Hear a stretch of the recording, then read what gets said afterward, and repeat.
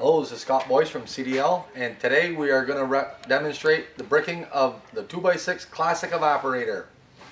Supplies that will be needed for today's demonstration will be high maul, 4x9 bricks, insulation board, zonalite or vermiculite, and some ceramic blanket. So at this point, before we begin bricking the evaporator, we want to be sure that our evaporator is set at the desired location and be sure that it's perfectly level. Using the jack bolts provided on the back legs,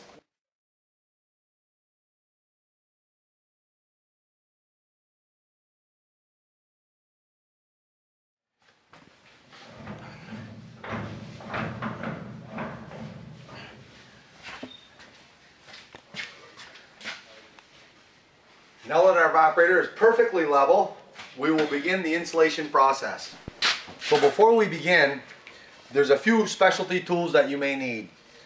Trowels, level, razor knife, and wet saw for cutting the brick. For this next segment, we will remove our cast iron doors by simply pulling the pins, removing the doors for easier access.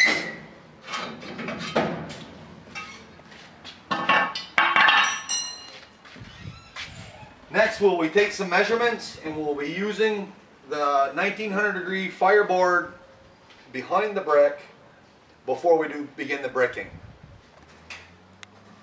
Okay, you can cut there.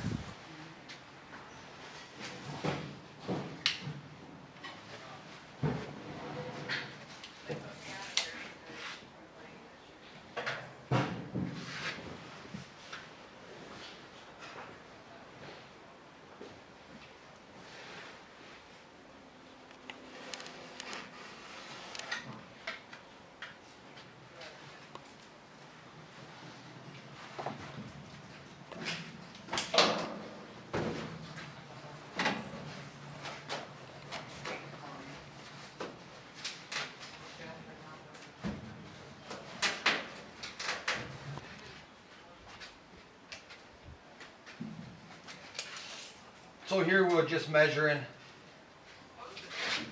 our pieces out, pre-cutting them to fit. 21.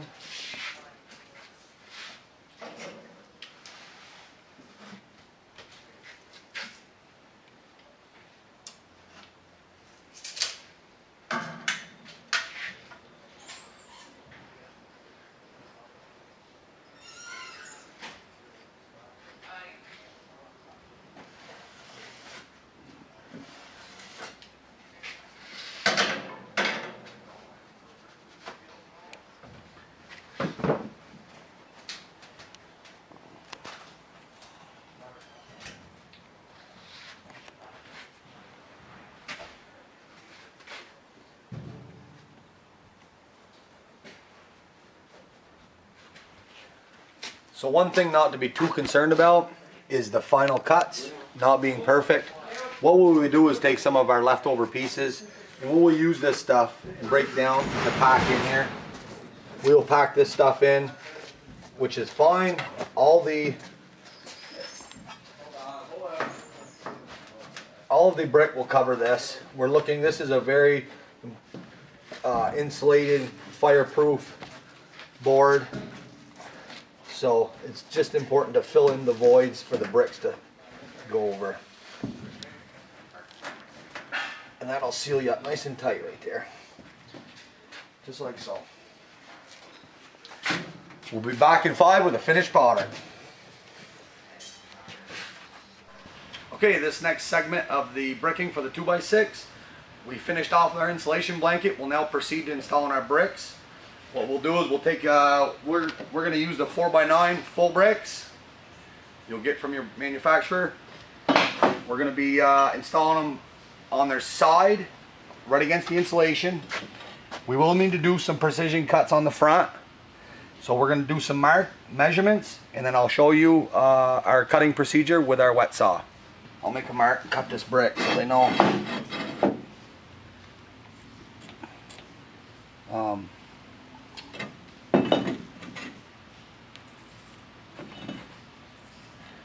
Okay, so what we hear is we've rented a wet saw with a particular blade for this application, which is called a diamond tip blade. Works very well for cutting the bricks. Should be able to find it right at your local hardware rental shop. So definitely a lot better job if you use one of these. So I suggest trying to locate one to make your job a lot easier. We made our mark on the brick that we need to cut to get started. So we're going to make that cut and we'll start installing.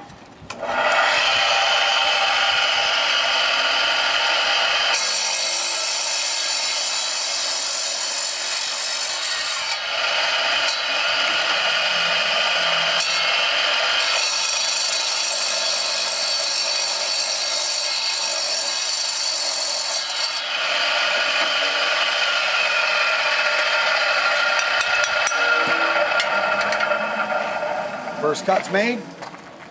We'll install this one and get started. Okay, so on this next segment, we're ready. We've started cutting our bricks. What we do is we go ahead and I cut this one side of my bricks, completely dry fit it, so that if I have to make any special cuts or adjustments, it's easy for me to do.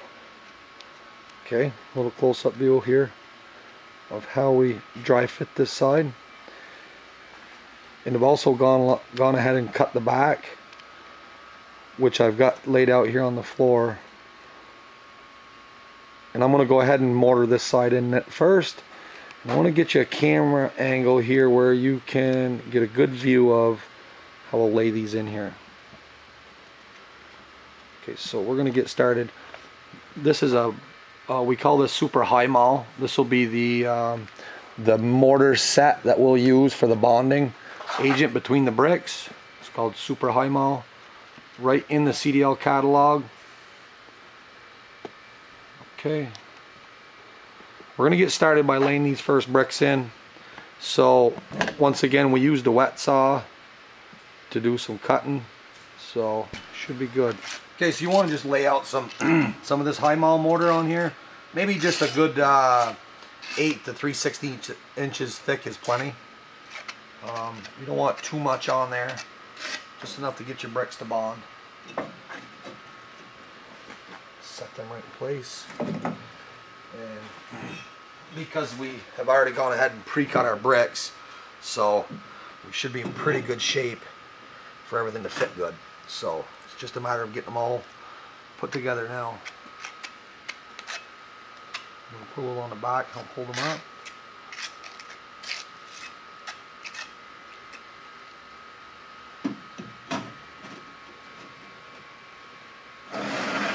So you guys can see this good. Don't worry about this stuff that's oozing out. Let that dry and scrape it off in a little bit, hour or so. Should be good. Because I laid all my pieces out on the floor, it's pretty easy to remember where they all go. So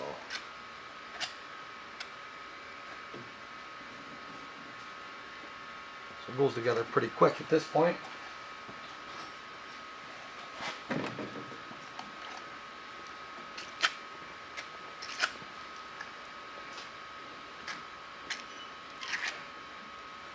Try to work over my bucket here so I don't spill too much.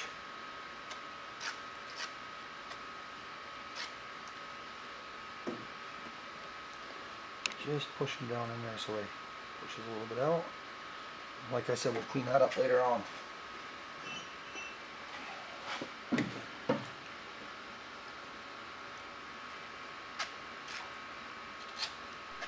Okay, we want to just touch base on one thing. Is our insulation board that we're using behind our brick is a 1900 degree Fahrenheit rated fire board, and there's a couple purposes on why we put that behind our brick. First thing is that makes a way more efficient evaporator and keeps a lot more heat in the combustion chamber.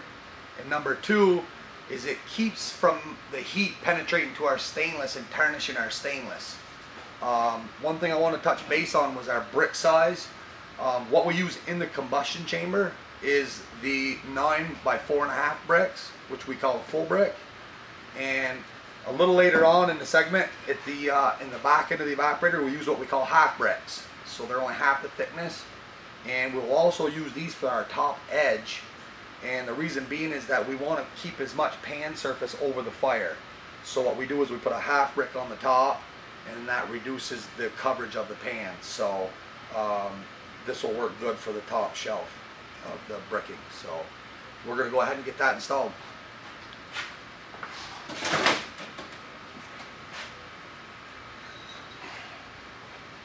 So once again, we got our pre-bricks cut, and I like to do the bricks pattern.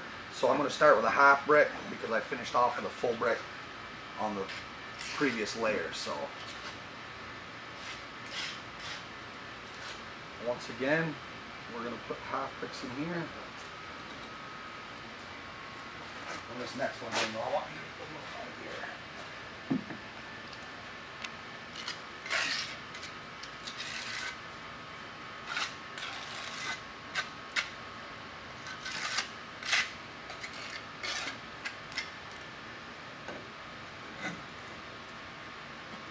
Now, if you find that the half bricks aren't available for you, you can also take a full brick and cut it on a taper, okay? So that it doesn't, our goal is to not put any more brick underneath the pan than what we need to. So if you can't find half bricks, cutting the full bricks will work fine too. You can see the difference, about half the thickness. So I'll go ahead and get this finished, and then we're going to start on the back. Okay, now we got our top layer on. Keeping in mind that when we cut these top bricks, we want to be sure to leave an expansion joint. These bricks, as they get hot, they tend to expand. We don't want them pushing on our iron, and it'll cause the bricks to do a lot of cracking. So what we like to do is we like to leave about 3/16 to a 1/4 inch expansion joint underneath the rail.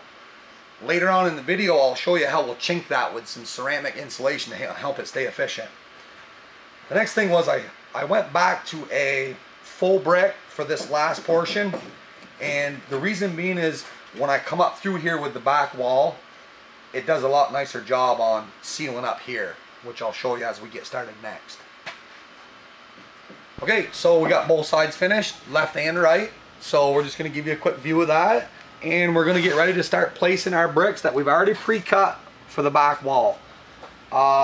These first few bricks are a little bit tricky. There's something I want to explain to you folks, and I want to be sure that you do this, or you're going to be you could get in trouble later on. When this first brick gets cut in here, make sure you get a good view of this, Daniel, so they can see it. When this first brick gets laid in, it's very difficult. You're not going to be able to get your grates out, okay? They're going to hit the brick. So this is a very important part of the puzzle that people miss, is that you got to make sure that we cut your brick on a taper here, okay? This is where the tile saw is really going to shine, that wet saw that we rented from the hardware store, because now I've cut my brick and I can take my grates right up out, okay? And then I slide them all to the center to get them out. So very, very important to cut this. Don't miss cutting this part right here. It's a very important part of the puzzle. These bricks on the outside edge are actually they're actually cut on a taper, okay? So as this goes up, it gets wider. So we want to cut these on a taper. The way I do it, it tends to be can be a hard angle to get. So what we do is we take a regular brick, we set it in there like this, and then I'll just take a smaller brick and I'll set it on there like this, and this will follow my angle. Okay, so I'm just going to make a mark, and as you can see, that gives me the exact angle of the evaporator. Okay, so that'll be my cut line. So those are the two tricky moves on doing this back, is making sure, most important, making sure that you get this cut so that we can get the grates up out. So I'm going to go ahead and start laying my blocks that I've pre-cut up through here. I'll get back with you to show you a couple more special cuts up here at the top. Thank you. Okay guys, now we've got our back wall finished, complete. Take a look at that. As we talked about these first precision cuts, same thing's going to happen up here. We want to make sure that when you were to put a full brick in here, you can see that if you put your pan on here, it's going to be quite a bit higher. Okay, so it's not going to work. So what you want to do is just make sure and put a miter on your block. Just cut an angle on it, pretty simple. Set your block down in here, just make a mark on it, and then cut that with your saw. Okay? So real simple to do. So I'll finish up these few blocks and we'll get started on the back.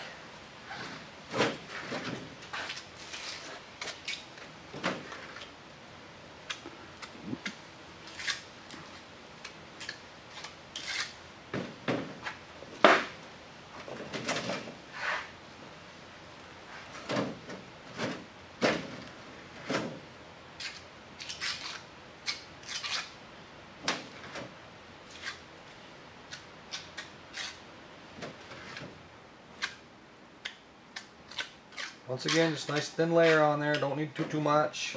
It's okay to use it, fill in with some cracks if you need to.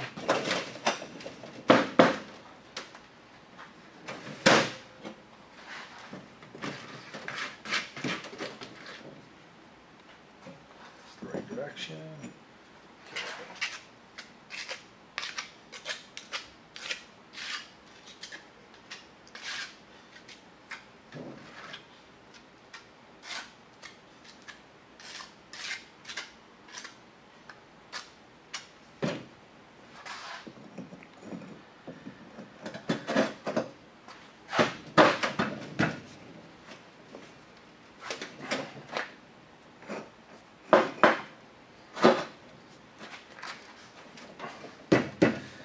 Go. Okay, now for the end. Moving along the back. We're done with this. Okay, so here in the back, we're going to, this is just your spacer plate. We're going to remove that. What I've done here is I've used the half bricks and cut and stood half bricks all along the outside wall, all three sides, all the way around. And then I took my 4x9 bricks and put one layer across the back. And from here, I will start filling with vermiculite and fill in my ramp here. Okay, so let me get my vermiculite down.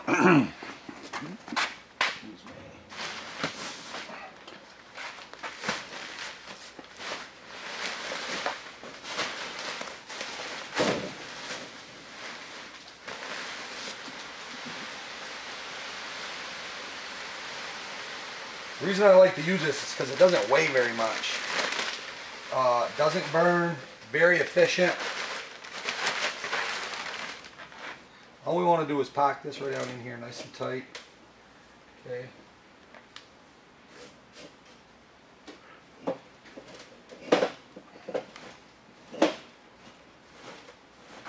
This stuff packs pretty good, so just work it around a little bit, get it filled in.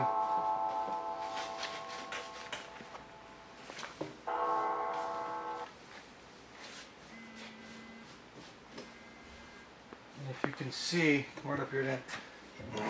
If you can see here, what I'm doing is I'm using my bricks to create a ramp up here. Okay, I'm just gonna keep packing this stuff, and the more you play around with it, it'll pack right in there nice and tight. Okay, and we'll make a nice ramp pad in here. We're gonna cover this up with insulation after we're done.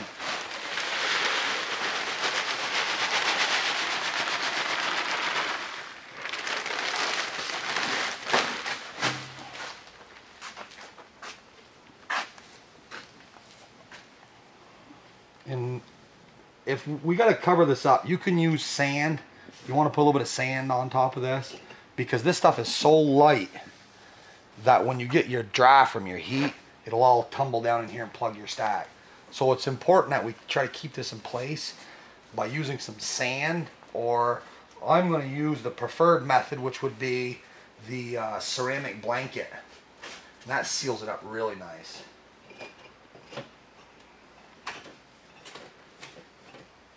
So I'm going to go ahead and get my ceramic blanket cut and get it ready, and I'll show you how to install that.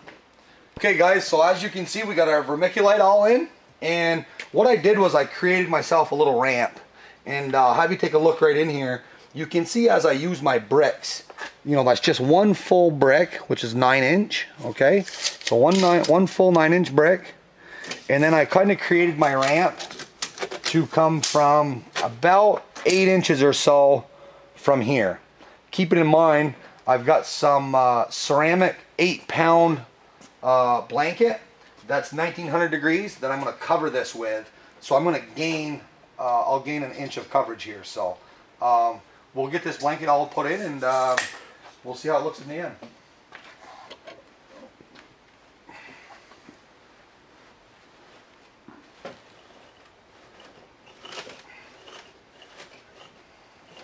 Just going to tuck this down in against my bricks. Nothing, not a whole lot there to hold it, other than it kind of supports itself. Once again, I'll tuck this underneath the rail, right up through, front rail, both sides. This stuff comes in a 2-foot by 25-foot roll, so when you talk to your supplier, just sometimes this is something that you have to wait until the end to get an exact measurement. But you can see how nice of a seal that makes on your underneath your flue pan. Now what I'll do is I'll just trim this up a little bit extra here. I'm going to cut it about halfway through the rail.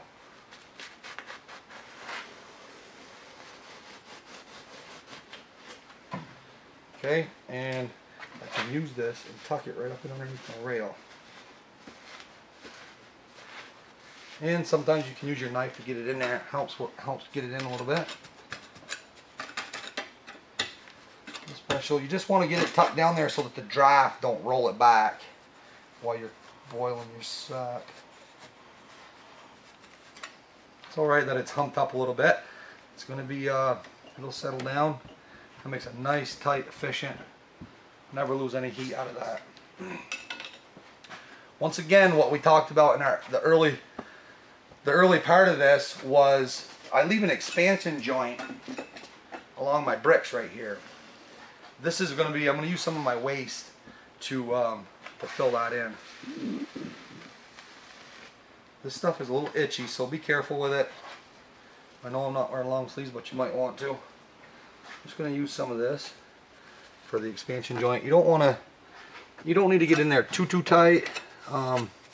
Just stuff a little in there. You get it to go in. That's all you need. Just stuff it in there.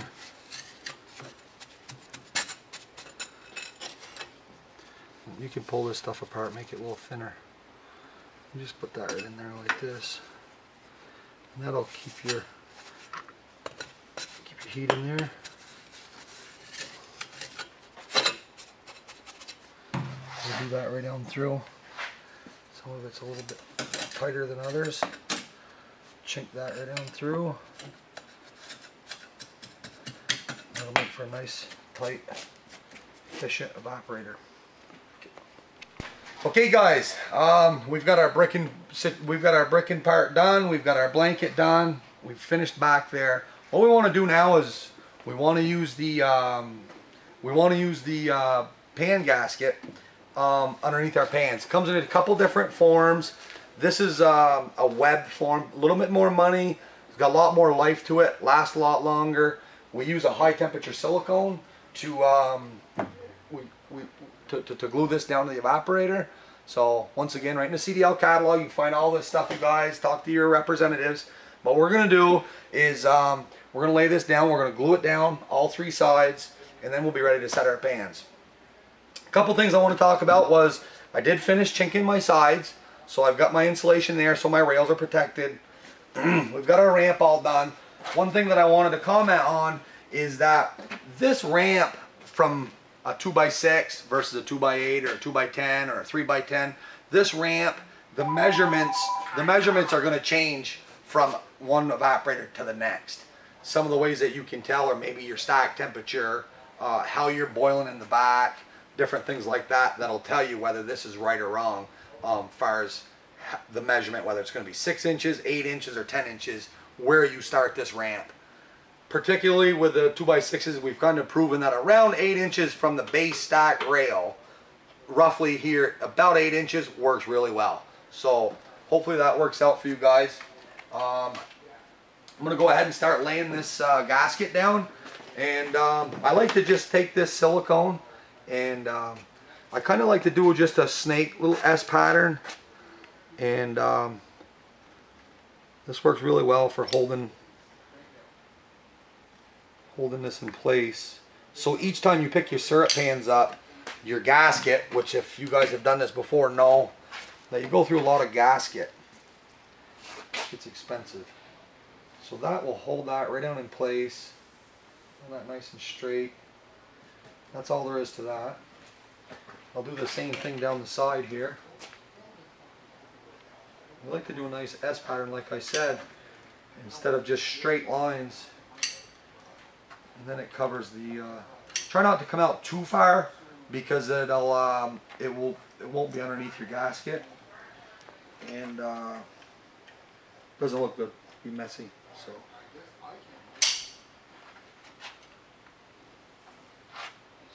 this one here, all I'm going to do is put it on and roll it out.